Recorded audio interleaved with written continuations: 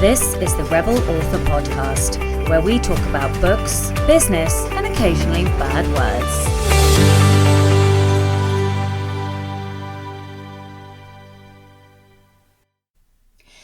Hello everyone, and welcome to episode 8 of the Rebel Author Podcast. We are nearly in double figures. I can't believe it. But we're not there yet, Sasha, so you better get on with it. Okay. I am starting today with a question. Do you set yourself a reading goal each year? I do, and I use the Goodreads app, which allows you to set a target for the year after the 1st of January. You then tell the app or the web page when you start a book and when you finish a book. So it keeps track and you get to see a log of everything you've read at the end of the year, which my geeky self really likes. I usually set my goal to 52 books just because I can't stand failure and I know I can hit 52. Secretly though, this year I wanted to hit 75. I don't think I'm going to do that, which is why I'm glad I set 52 as my goal. I think I am going to get close though, but that cigar just ain't gonna be mine this time. However, I would love to know how many books you've read this year.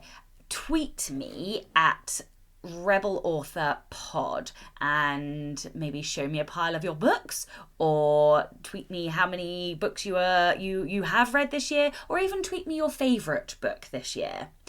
I am going to do a blog post all about my favourite reads for the year and my most anticipated reads for 2020.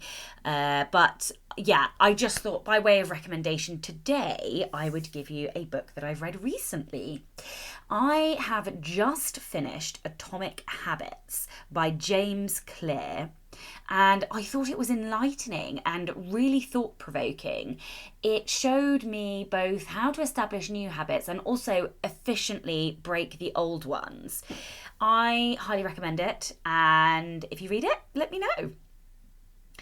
A couple of podcast episodes ago, I mentioned Rebel Author merchandise. Well, I'm very excited to say the initial designs are now done, and I will be loading those up over the Xmas break.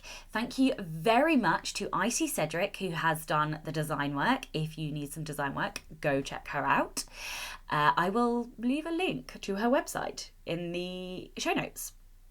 But come back in the new year when I will finally have them up and loaded, and you can brandish yourself a super defiant rebel author like me.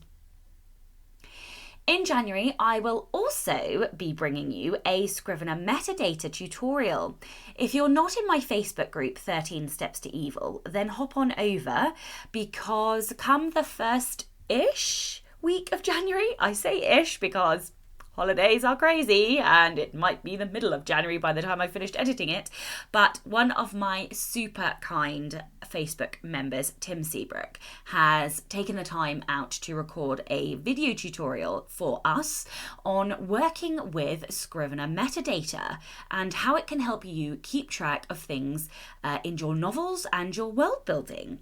So yeah, hop on over, and I will also leave a link in the show notes for the Facebook group.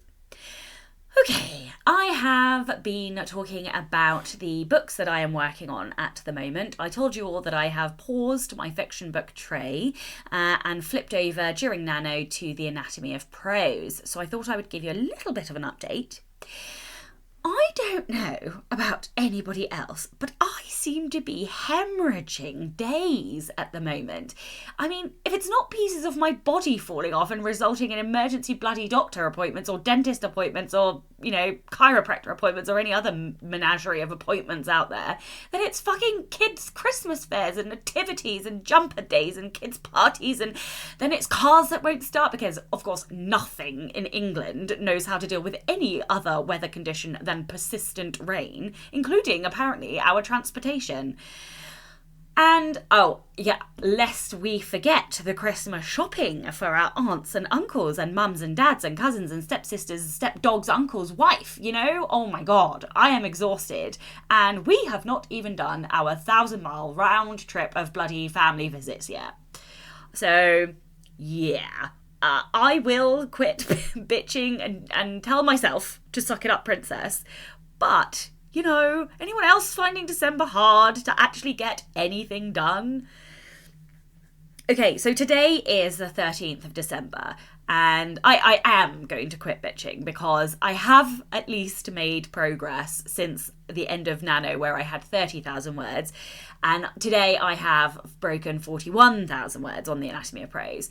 Now, this level of words for non-fiction would usually fill me with delight. Both my 10 Steps to Heroes book and 13 Steps to Villains books were around the 45,000 word mark. However, I am at 41,000 words and the end is nowhere in sight. Yeah. Books this year just don't seem to die. This is like totally a theme for me this year. Trey wouldn't die, prose won't die, anyone else's book not dying. Anyway, let's move on. This week, the Listener Rebel of the Week is Claire Good. I would just like to take a moment to thank Claire for emailing her Listener Rebel and asking me to continue this segment of the show. I did mention last time that I am almost out of Listener Rebels and I wasn't sure if I was going to be able to compete? I'm not competing. We're all rebels here, darling. I wasn't sure if I was going to be able to continue the segment if I didn't have some more. So thank you, Claire, for emailing me.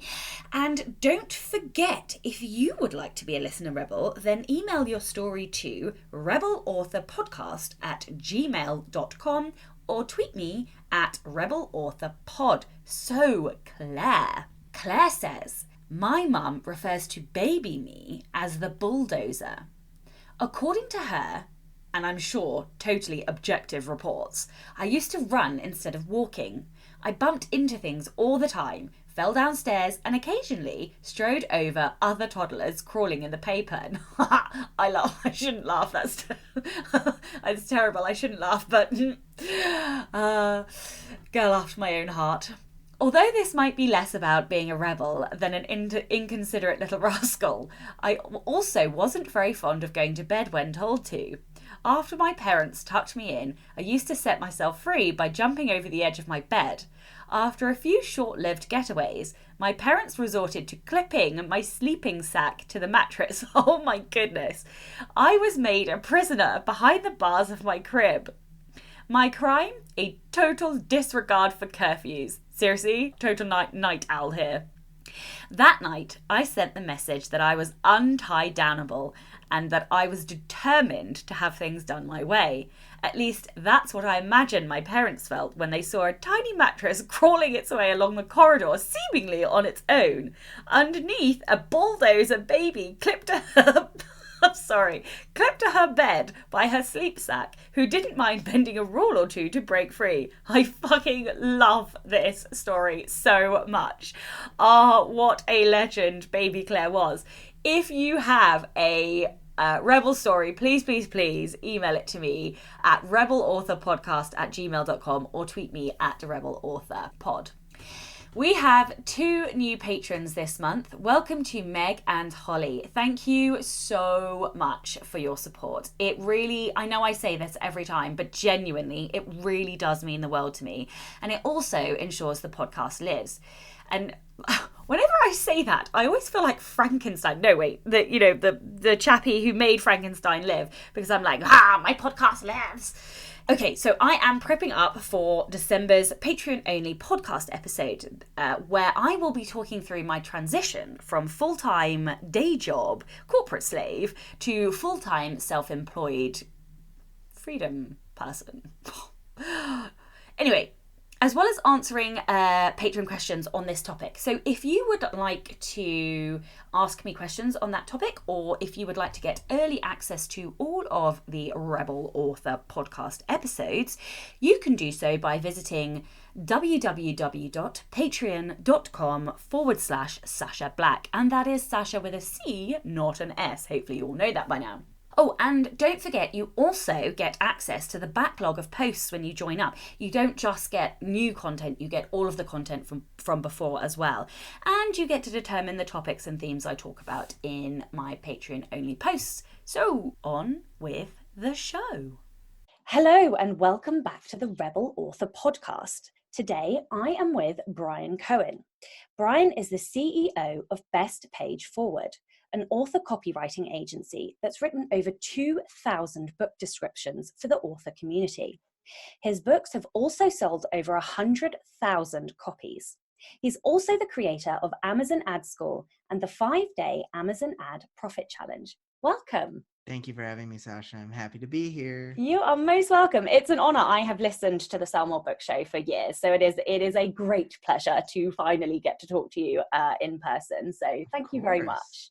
Sure. We've had emails. We have.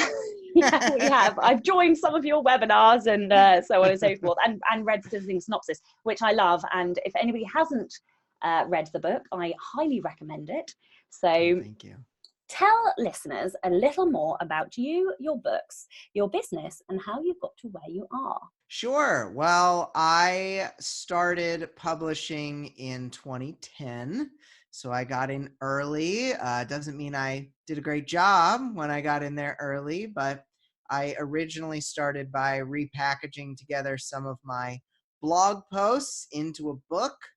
And that was a book of creative writing prompts. I've always just really gravitated towards helping writers, and as a writer myself, wanting to help me to get better too in the process. And so that was kind of the beginnings of it. As you mentioned, a few years after that, I started the Sell More Book Show podcast with Jim. And that's been amazing. We just recorded episode 289 today, which was wild. I know this will air later. We might be close to 300 by then. But yeah, it's been really interesting to follow how the industry has changed and grown. And my business has changed from just writing books to then writing book descriptions to doing courses to running challenges and all sorts of craziness. So there's like a lot that has happened over those 9 years, but the theme that really seems to kind of keep bringing it back is just helping the authors who are able to, listen to the stuff I'm doing, help them to sell more books. And I will try to sell more of my own books too, but it's really, that's always really been secondary to just, I love authors and I love writers and writing. And so just helping people do their thing. I always think it's really interesting because I fell into publishing in much the same way, in that I wrote a lot of blog posts because I'm senile and needed somewhere to write down all of the things that I was learning, which inevitably helped others as well. But so I always wonder, is there really such a thing as altruism? Because, we're here, we're helping, but actually we learn from that process of helping other people as well. There's always a selfish reason behind everything, but better to do a good thing for a selfish reason than not do any good things. Oh, absolutely. I completely agree. So I had a question from a patron who wanted to ask you about your courage. So recently you've done several things in the public eye, from relentless advertising to your podcast where you publicly took everybody through your advertising challenge, and also to the very specific AMS Ads challenge. So talk to all of us about why you decided to do that, why you decided to go down the road of sharing so publicly something that was really in its infancy. Well, we'll start with the altruistic reason and then we'll go into the selfish reason. Okay. The altruistic reason is, and I've had a couple of people, and that show, Relentless Authors Advertises, on hiatus. It was about 32 weeks or something, where every week I shared what I spent on my ads and what I earned in royalties. And I did have, my month of May was like a big loss. Fortunately, the other months were pretty good. And I think one month was even like the opposite of May with 100% ROI. But I wanted people to see that it's not just guessing, and it's not just luck, and it's not just the people at the top of the heap running ads and other people can't do it. Like, I don't have a giant, big selling fiction series. My business does well, but no one really wants to know that stuff in the author world. They want to know like books and how the books sell and how the ads work. And so I thought, well, if every week I just share exactly what I'm doing, if I share every bit of it, then hopefully people will find some benefit in it. And I got a lot of people who said like, I love that you shared when you screwed up.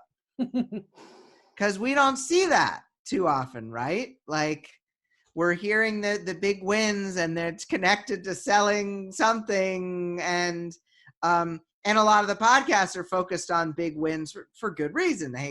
It's almost like the opposite of like news, where like bad stuff sells news, but good stuff sells podcasts and products. But yeah, I completely agree, because I was listening to your last episode where you said, actually, let's have success stories from people who have gone from 2 figures to 3 figures or 3 figures to 4 figures. Yes. And that's so true. Whenever, some of the very large Facebook groups, they have numerous posts from people, I've hit 100,000 or I've hit this and that. Mm-hmm. They are so inspirational, but also for some of the authors who are just beginning, it's actually really overwhelming, and sometimes it's not encouraging. But yes, okay, sorry. Anyway, your other reason. Yeah, so the non-altruistic reason, I wanted to improve my own book sales, and I wanted to learn the platform better, because I'm obsessed with knowledge. I don't remember what this was. It was either in high school or college when I was with my parents. I seriously do not remember the circumstances behind this, but my mom had to share like what her greatest worry was about me. And that was really great. My mom and I have a great relationship, but she said her worry for me was that I would never stop like wanting to like learn things, and I'd be so focused on learning things that I guess I wouldn't live life, or I wouldn't like find my way. And it's kind of funny because I'm fallen into something where I do need to keep learning, but it's getting to teach that. I always quote Stephen Covey, the old, well, sure, there's lots of ways of learning, but one of the best ways of learning is if you teach it, because you retain 90% of what you teach. So if I just keep teaching whatever I just picked up about Amazon ads, and I'm still learning. Absolutely. Like I'm finding out new and interesting things to try all the time. But the non-altruistic, there's one is I learn it, and 2, I can teach it. So lots of selfishness happening here. So what were your main learning points from it? Well, I think that I proved out for me and a lot of other authors I've gotten a chance to work with that the answer when an ad isn't working is not necessarily let's increase our bid. Let's tell Amazon to take more money out of our account.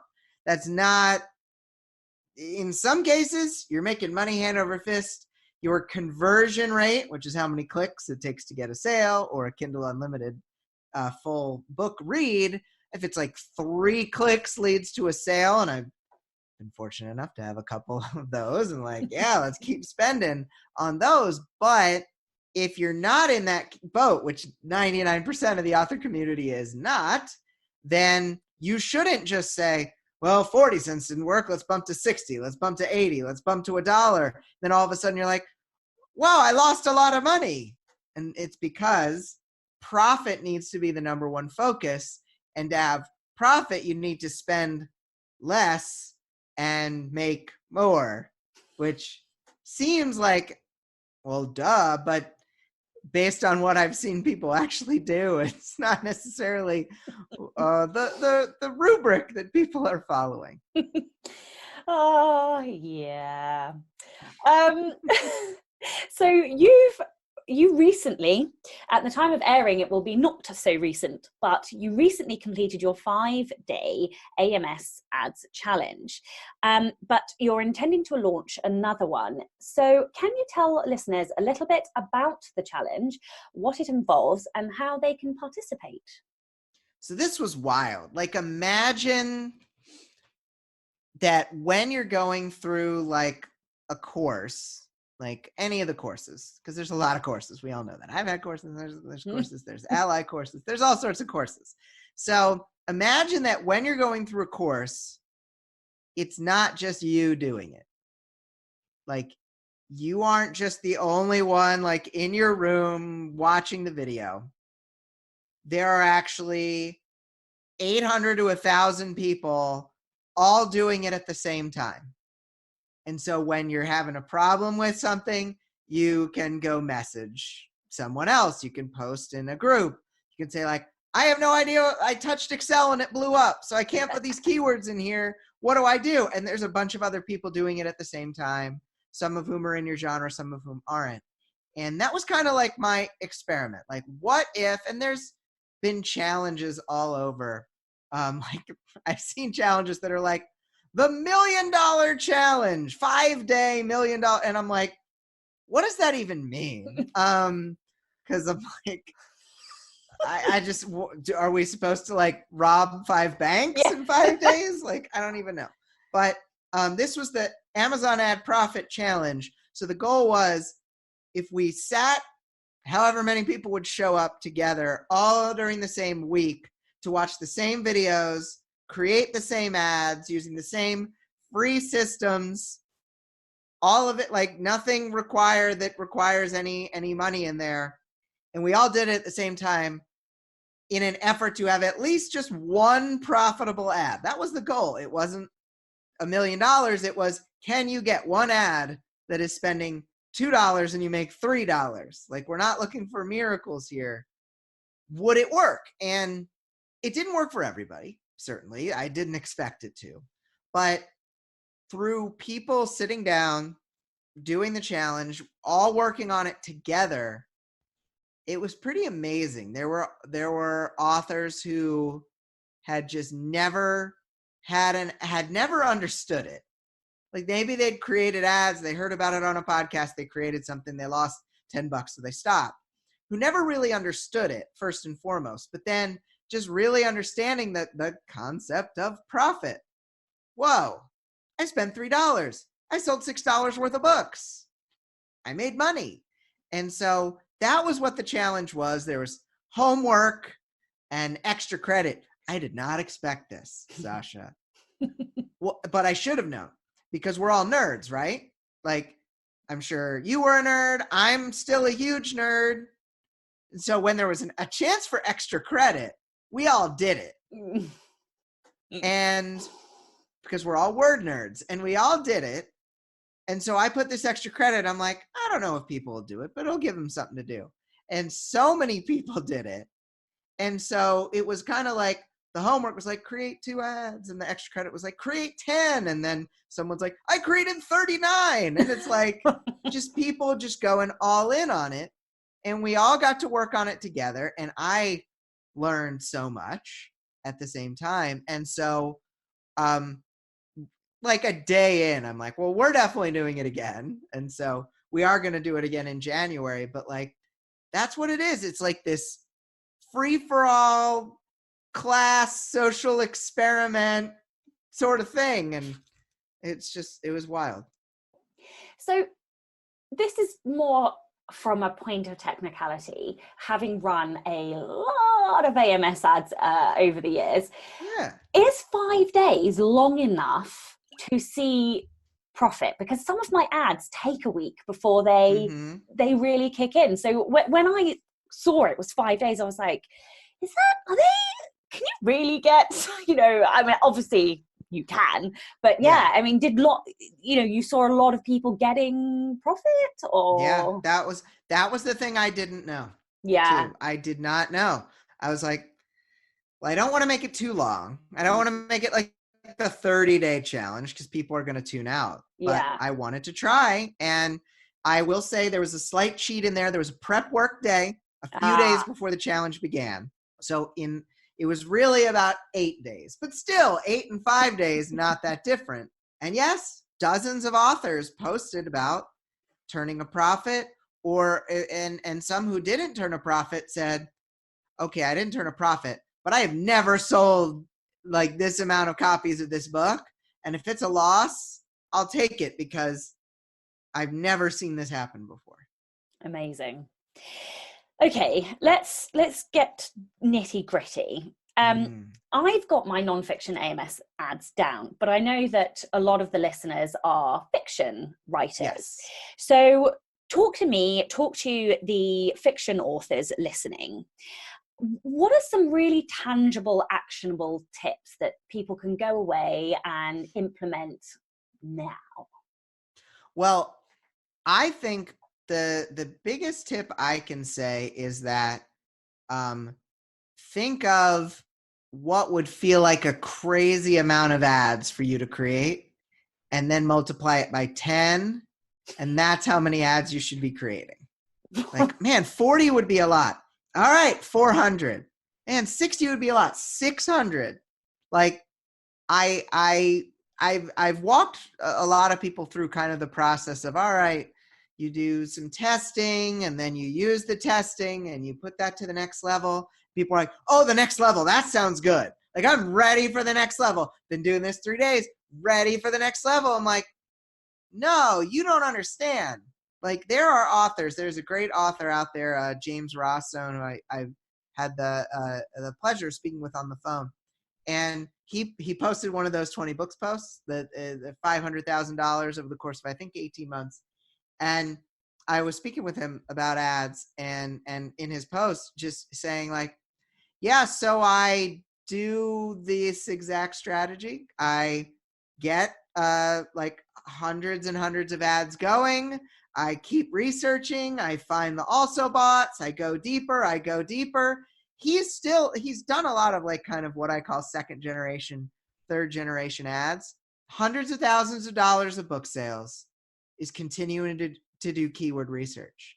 And so now he's like my go-to. I'm like, look at him, because he didn't jump to the next level. He said, no, like, I'm creating more ads, more targets, more research. And I think the number one thing I can say to fiction authors is keep hunting for more targets and creating more ads. A follow-up question. Was Please. he wide, or is he in KU? I believe he's in KU, but I can definitely look it up. And I can talk about KU on this for sure. Well, I'm wide, so I'm more interested in knowing how to get the ROI working on why. I mean, obviously there are going to be KU listeners, but I think it is naturally easier to get a good positive ROI on your AMS ads if you are in KU, because obviously you get additional page reads. But I think it's a lot harder to get a positive ROI if you are wide, because obviously you don't have the extra possibility of page reads. Oh yeah, I mean, your book needs to convert better, because if you in the formula, and we all love formulas, right? Because we're all math people. Yeah. In the formula, it's really how many clicks does it take you to get either a sale or a full read. And if you take full reads out of the equation, then you need to have that figured out. How many clicks does it take to get a sale? That's the only thing you can get. So you need to really, I think, if you're wide, you need to make sure you know your numbers cold for how many clicks it takes and what your read through is. Because you have a smaller margin, doesn't mean you can't profit. I know authors who are wide who do exceptionally well with Amazon ads, but they have a longer series usually. But they also, look, you've made things more complicated for yourself by being wide. That's just how it is. The decision to, like, well, I'm cutting out Amazon on KU, second biggest platform, but I don't care. I don't want it to be I don't want to just depend on Amazon. There's like an ideological component to it. Like, I'm not letting them get all my stuff. Harumph. And I get that. I really do. Rebel. So, but you've complicated it more for yourself, because you need to now figure out, well, what's my conversion rate on Apple? What's my conversion rate on Nook? What's my conversion rate on Kobo? And You also need to be applying to Kobo promos, running BookBub ads on all of those platforms, running Facebook ads that are targeted to that specific demo. But if you actually went down the line, you spreadsheeted out like crazy, and said, well, this is my conversion rate on all these platforms. So I know this is how much I can spend for a click. If you knew all that data and your series is long enough so you're getting good read through, you could absolutely make Amazon ads work for you. It's a challenge, entirely possible though. And I think for people who are listening, who are perhaps at the beginning of their series and are frustrated that they are not getting ads that are hugely profitable, just keep writing and publishing, because most authors, especially if you are wide, you need 4, 5, 6 books in a series and or another series before you can really start to see that sale through. Yes. So yes, and also excellent segue. I wanted to ask you about data. So Yes. when you work with AMS ads, or actually any ads for that matter, you have to deal with data. And Yes. obviously, most of us are word nerds, like you said, Mm-hmm. and we are not fans of data. I am not a huge fan of data. I play with it. I kind of pay lip service to it mostly, but I do try. But Yes. there are a lot of data phobic people out there, particularly authors, who are still desperate to create ads on all of these different platforms. So what do you say to those authors who are perhaps afraid of data and of getting it wrong and spending loads of money that they perhaps, well, it's an investment, so I'm loath to say that they don't have it, but Sure. No, I understand exactly. Well, start with profit. Start with not 900 points of data, advertising cost of sale, aka ACOS, aka a bunch of crap, because that's just a stupid statistic. Start with profit.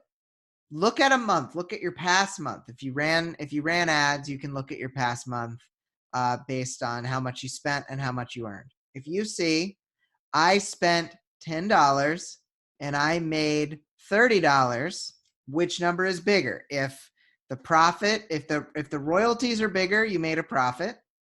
If the ad spend is bigger, you had a loss. And that's where it begins. Like, I have a couple clients, it's really interesting, a couple folks who do like nonfiction and such. And I have one client who, this was really nice, spent $150, made $2,500. And I basically said to him, it is my goal in our working relationship for you to see what would happen if you spent $1,000. Because with that kind of profit, because it's a large profit in that case, and if you have a large profit percentage-wise, you spent $5 and made $80. It's a very similar kind of thing there. My goal would be for you to see what would happen if you spent $50. Would you then all of a sudden make $800? You don't know. And you don't have to look at all the other numbers. Like, you don't have to. You can make it very, very simple for yourself. If there's a wide gap and you're spending a little bit on ads, you're making a lot more in profit, then try to close the gap and see if it continues to widen. And so to make it all real simple, just focus on one number. And then if you aren't profiting, the second number to focus on is conversion rate. Because if you run the numbers, you say, crap. So I spent 10 and made 1. So you look at your numbers. You're like, well, I got 30 clicks and only 1 person bought. Well, that's pointing to that. I like to say, this is my new favorite line, your data tells a story. And if you keep working on that, maybe you get to 100 clicks. I always like 100 clicks versus just 30. And you see, okay, only 3 people bought. Then you say, all right, something is wrong on my sales page. Because that's what conversion rate means. 100 people got to your page and 97 people said, nah. So you have to figure out what made them say nah. And it could be your cover, your book description, your number of reviews, your title. And so if you are, just to go back, if you're profiting, try to spend more. If you're not profiting, figure out how many clicks it takes for someone to buy.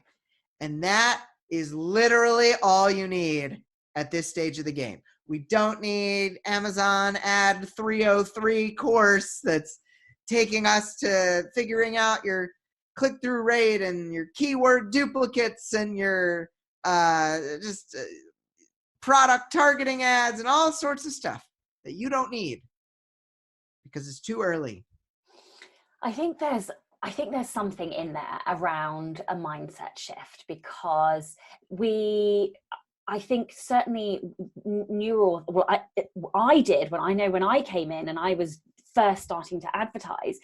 Even when you do make profit on your ads, there's still this fear around, well, if I spend more, what if I don't? But actually, the whole point is that you have data, you have hard facts. If you are spending $10 and making $100, why the fuck wouldn't you spend $100 to make $1,000? You know? I'd forgotten this was a saucy podcast. Oh yeah, sorry. Yes. Oh yeah. Oh, do not. I used to be in improv comedy. You know how many F-bombs I would drop on a weekly basis? Worry not. Yeah, I know. I do. Yes, I have a very bad potty mouth. I am known for it. I have to, what's the word? Censor myself whenever I'm on anything else.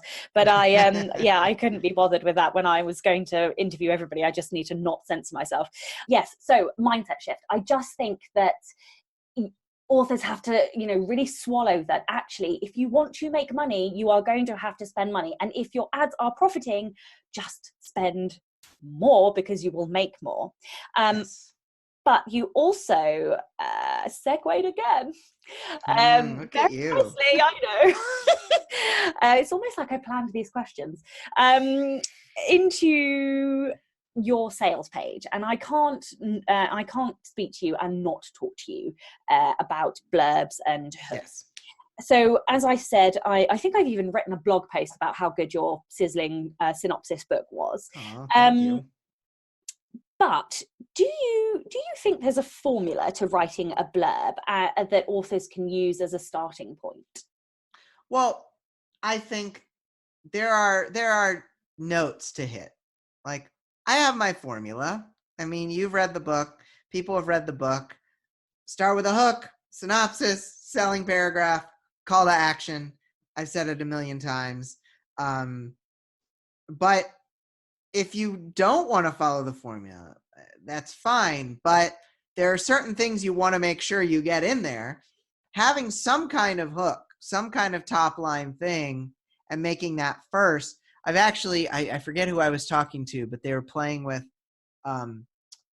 putting social proof first. Like, they had a bunch of review quotes and they moved the hook down and their sales dropped like a rock. Doesn't mean it would happen for everybody, but it's like, well, like, I would have predicted that happening, because you need to, before you give them social proof of a review or a testimonial, even if it's from someone big, readers need context. Can you prove to them that this book is in a genre they like, and that it's interesting, and that it has an interesting hook to it that would make them excited as a reader of that genre? If it does, but that hook is buried, and they're like, this book is amazing, it's like, well, I don't care about this. Click. But if it's like, the world is going to explode in 5 days and a baby is the only one who can save it. Well, that sounds interesting. I've never heard of a baby saving the world before. So let's go into it. And then it's like, this book is amazing. Babies will love it. Whoa, I didn't know babies could read. And then they buy it. You need that context in there first. So I love to talk about with the synopsis and from the book, it's about a character. It's about what the character's going through. I don't think that I see a lot of blurbs that are like, 15,000 years ago, this thing happened. I'm like, I don't care, and neither will your readers, because they're not in this. You love your story so much, but if it's in the context of like, you know, David's ancestors have always been burned at the stake, it's like, okay, like what's happening here, as opposed to the 15,000 years ago, because it's a person, because it's someone they can connect with. If you get like, you're like, I hate selling paragraphs, I hate calls to action, fine. Get a hook in there, get an interesting character in there, and you're going to be ahead of so many other blurbs. Before I move on to the next question, love the narrator voice, by the way. Thank you. Thank you. I appreciate it. So carrying on with hooks and taglines, Adam Croft is famed for his hooks and taglines, but he also says that he doesn't think every book has a hook. So can you talk to an author who's struggling to find their hook? They've written a book, they've got to the end, they've got it to publishing, you know, there's emotion in the book, you know, et cetera, but they are struggling to find something punchy to catch a reader's eye. What should they do? Where do they look for that hook? You're lucky, because I just posted a video about this. Aha. Actually, it might not even be out yet, but I'm ahead for like the first time in my life. Every hook of a book should be about one of three things. It should either be about death, love, or enlightenment. The third one's usually more of a literary fiction thing, because someone's coming to some realization about himself or about the world. Most genre fiction is going to be death or love. Who's going to potentially die in this book, or who's potentially going to fall in love? I don't know a fiction book that would not fall into one of those three. And if it's not death, maybe it's maiming, but whatever. It's you need to pull one of those threads. Not every book has a hook, fine, but if it's a romance book without a hook, then the hook is the romance, and the characters involved in that romance. Maybe your sci-fi book doesn't really have a hook, but if there's a character who's studying some cure to a zombie outbreak or something, then it's like, well, then that's the hook. Like, you need to find, and the hook being like, everyone will die unless he figures this out. So death, love, or enlightenment. It's very unlikely you're going to be able to not pull one of those things out. I mean, look at Adam's Croft. Would you murder your wife to save your daughter? That's got death and love in it. So that's why it's a double plus good hook. Amazing. I've never thought about it like that, but thinking about it as you were saying it, I was like, oh yeah, they really are, or one of those three. Go taking mental notes, gonna go and rewrite mine. We'll watch my podcast later. Yeah. Okay, this is my favorite question always. This Awesome. is the Rebel Author podcast. So tell me about a time when you unleashed your inner rebel. So I told you before this that I like don't look at the questions, but I scrolled through and I saw this one. I was like, okay, I'm still not going to think of an answer about it beforehand. But I'm interested. I'm such a rebel. I remember this was on stage at the first 20 Books conference in Vegas, and I was kind of going along. I had a lot of energy. I actually have on my wall. I don't want to take it down because the tape's not going to work anymore. But someone wrote on a paper plate, whatever drugs Bryan is on, I want some. So that's on my wall because I had a lot of energy. And so I get to a point in the presentation where I'm just like giving action steps and telling people what to do. And I kind of like, I could tell there was a vibe in the room of just like, I have to do stuff. And then I just started yelling at them. And this is on YouTube. So like, I need to like find exactly, I should just get the 1 minute clip of me yelling at people because I know that it's on there. I don't watch like what I do afterwards, but I'm just yelling at them like, if you don't do this, if you don't take any action, If you don't do something to distinguish yourself, then a year from today, you're going to be in the exact same spot. And it made me realize that sometimes there just is that need for the tough love. Like, a couple things that don't happen at often in the author community. There's the sharing of the failures by like influencers, whatever. And not just like, oh, I worked too hard and I got burned out because I worked so hard because I'm such a hard worker. That wasn't a failure. The failure is like, I lost $1,000 in May. But the other thing is, we don't see a lot of tough love. We don't have that many tough love people in the community. And so every so often, I get on my tough love rebellion. Maybe I'll do it. I'm going to be in Vegas. I think this is going to air after that. But like in 2019, November, Vegas, it's not the way things are ordered. But I might yell at people again, because if we don't actually do the work, we're not going to make any progress. I love it. One of the reoccurring phrases that happens to come out on this podcast is "suck it up, princess." So I love it.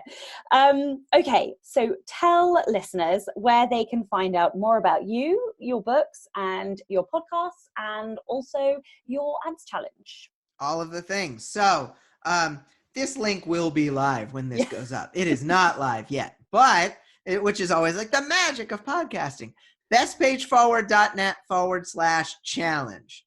So if you go to bestpageforward.net/challenge, you are going to be taken to the page where you can sign up for the January 2020 5-day Amazon ad profit challenge, new and improved. Everyone will be back from the first one. So my hope is that there's thousands of people in this. So go to bestpageforward.net/challenge. I don't even know if I shared this with you, Sasha, but the Sell More Books show, which has been running like 9 million years, we're doing video now. So if you like listening, but you also like seeing faces, then you can do both. We'll have that on Facebook and YouTube and places. But if you listen to a podcast like this and you want to listen to more podcasts, you can listen to the Sell More Books show every single week. We're here. It's crazy. I don't know how it happens. Oh, thank you very much. So thank you to all of the patrons supporting the show. If you would like to get early access to all of the episodes, then you can do so by going to www.patreon.com/Sasha Black. Thank you very much to all of the listeners. Thank you very much to Bryan for his time and for all of his top tips. I'm Sasha Black. You were listening to Bryan Cohen, and this was the Rebel Author Podcast. Next time, I'll be talking to my amazing, legendary friend, Jenna Moresi. Jenna is a YouTube sensation with nearly 200,000 subscribers.